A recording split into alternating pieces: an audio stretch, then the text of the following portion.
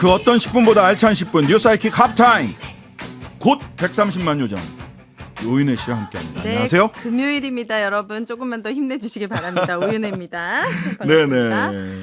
자, 대통령실이 최근 김유진, 옥식찬 야당 추천 방심위원 해촉 제거했잖아요. 네. 지금 방심위에 남은 마지막 야권 심의위원입니다. 윤성옥 위원이 오늘 심의활동과 회의 참석 중단하겠다 선언했습니다. 네. 기형적인 방심위 구조에서 거수기 역할은 의미 없고 디지털 성범죄 전자심의를 제외한 모든 심의 활동과 회의 참석을 중단하고 현재 방심위에서 발언권 제한, 일방적 회의 진행, 자의적 안건 상정, 다수결의 폭력적 결정, 위헌, 위법적인 심의가 벌어지고 있다라고 했습니다. 무엇보다 윤 위원은 무엇보다 윤 대통령의 책임이 크다. 대통령은 부당한 해촉, 선택적 해촉으로 유일인 위원장 체제를 만들었다라고 강조했습니다.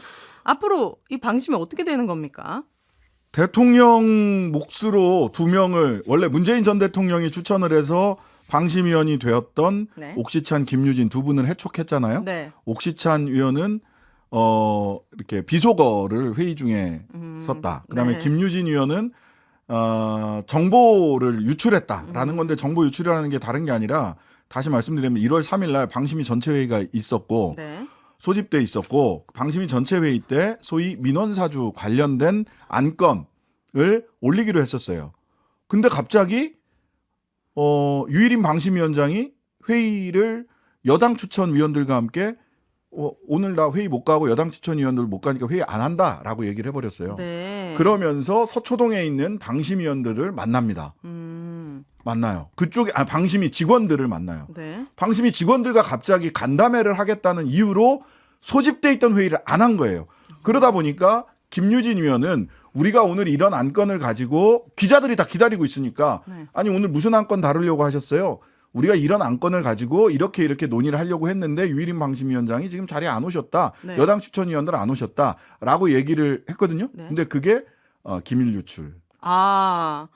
이라고 된 거예요. 네, 맞아요. 그리고 예. 김유진 위원님이 또 이런 말씀도 해주셨던 것 같아요. 유일인 위원장은 기본적으로 이 방심위가 합의제 기구고 토론을 네? 통해서 뭘 이끌어 나가는 기구인데 다수결로 무조건 밀어붙여요. 이거 아주 그러니까 잘못됐다. 예, 대통령과 그 대통령 주변에 계신 분들에게 행정학 개론 지난번에도 한번 권해드렸는데 행정학 개론 좀 읽어보세요. 기본적으로 이 기구에 그걸 몰라요. 예, 행정기구에는 크게 보면 독임제 기구와 합의제 기구가 있습니다. 독임제 기구는 각 부처 장관들이 장관 책임하에 결정하고 네. 하는 거잖아요. 일을 하는 거잖아요. 이런 데가 독임제 기구입니다. 네. 방송통신위원회, 방송통신심의위원회 등등의 여러 위원회들은요. 네. 국민권익위원회도 마찬가지고요.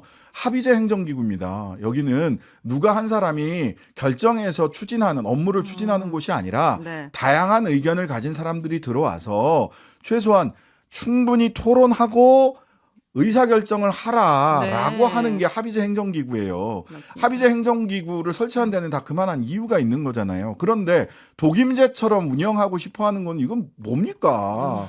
그러니까요. 이렇게 되면 그리고 또 한 가지 전 윤 대통령에게 꼭 묻고 싶은 게 있습니다. 여당 소위 국회 추천 방심위원 2명 네. 왜 3개월째 임명 안 하세요? 국회 추천 방심위원 2명이 있어요. 그것도 정민영 전 방송통신심의위원 등 야당 추천 위원들을 선택적으로 해임한 거 아니냐라고 네. 하는 이런 평가를 받고 있는데 네. 그럼에도 불구하고 어쨌든 2명을 국회에서 추천을 했어요. 네. 임명을 안 해. 해촉 제간은 이렇게 빠른데 왜 네. 임명을 왜 안 해? 임명을 안 하시냐고요. 아, 그러면 어떻게 되는 거예요? 남은 두 자리 야권 추천목. 지금 뭐 그분을 다 임명을 해도 6대3 되는 거고요. 네. 지금 그 두 사람 3개월째 임명 안 하고 있으니까 계속 임명을 안 하면 이번에 2명 그 해촉된 분 그 2명 자리에 윤석열 대통령이 임명을 2명을 해버리면 6대1 되는 겁니다. 그러니까 윤성호 위원이 네. 이게 뭐야. 여기에 들러리 낯을 하는 거야? 네. 나 못하겠어. 라고 이야기를 오늘 하시게 된 겁니다. 문제가 많습니다. 저도 방심위 구분도 힘든 일반인인데 방심위에서 이런 일이 일어나고 있기 때문에 국민들이 조금 더 관심 가져주셨으면 좋겠습니다. 그러니까요. 자, 강성희 의원. 이 지금 관련된 이슈들이 굉장히 많잖아요. 영상 이후로 네. 끌려나가고 막 난리가 났잖아요. 대통령실에서 30초짜리 영상을 제공했다고 합니다. 봤어요. 그러면서 대통령 경호처의 입장문도 나왔습니다. 경호처는 강성희 의원은 이날 악수를 청할 때 대통령에게 고성을 지르는 등 손을 잡아 끌어 위력을 행사하였음. 경호처 근무자들의 손을 놓으라고 고지도 바로 따르지 않는 등 경호 행사장에서 소동을 일으키며 행사를 방해하고 경호 대상자에게 위협을 가한 것이라며 강성희 의원은 마치 대통령 경호처가 무리한 경호 조치를 취한 것으로 여론을 호도하고 있음. 이격 조치 과정에서 불가피한 마찰은 있었지만 의도적인 물리적 가해는 전혀 없었음이라고 밝혔습니다. 저는 이 문제를 이렇게 처리하는 걸 보니까 네. 왜 이러지? 이분들은 한마디라도 자기가 지거나 좀 미안하다라는 얘기하는 거를 진짜 지는 걸로 생각을 하는 것 같은데 저라면 이렇게 처리를 했을 것 같습니다. 네, 상상해 봅니다. 네, 저라면 네. 대통령실에서 대통령실은 대통령의 안전을 최우선으로 생각할 수밖에 없다. 네. 그 과정에서 다소 강성희 의원이 불편한 일이 발생을 했다면 네. 경호처의 입장에서 네. 한 번 더 생각해 주시고 양해를 구한다. 네. 앞으로 대통령의 신변의 안전과 네. 또 한편으로는 우리 국민들과의 원활한 소통을 위해서 보다 스마트한 경호를 하기 위해 노력하겠다. 노력하겠다. 이러면 끝나요, 이 문제는. 만약에 그리고 저라면은 예. 윤석열 대통령이 거기 전북에 가신 거잖아요. 예. 거기에서 진짜 총선이 뒤집힐 수도 있었을 것 같아요. 더 막 윤석열 지지가 높아졌을 수도 있을 것 같아요. 어떻게?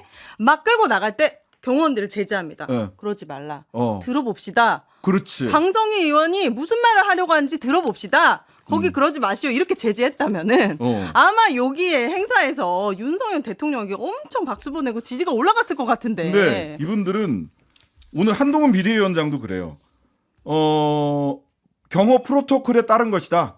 강성희 의원 전에도 무리한 행동하셨던 분 아닙니까? 그 피켓 들고 있는 게 뭐가 무리한 행동이죠? 그러니까 저는 이런 식의 대응이 나올 것 같다. 한동훈 비대위원장이 예상대로예요. 그렇군요. 이분은 누군가를 답변을 할 때 네. 그냥 뭐 이 문제를 정무적으로 조금 더 사람들에게 뭐 이런 게 아니에요. 더 네. 이해를 시키고 설득을 하겠다 이런 게 아니라 공격을 합니다. 상대방을. 음. 강성희 원래 그런 사람이잖아요. 이게 지금 다들 바이든 날리면은 영상판 아니냐.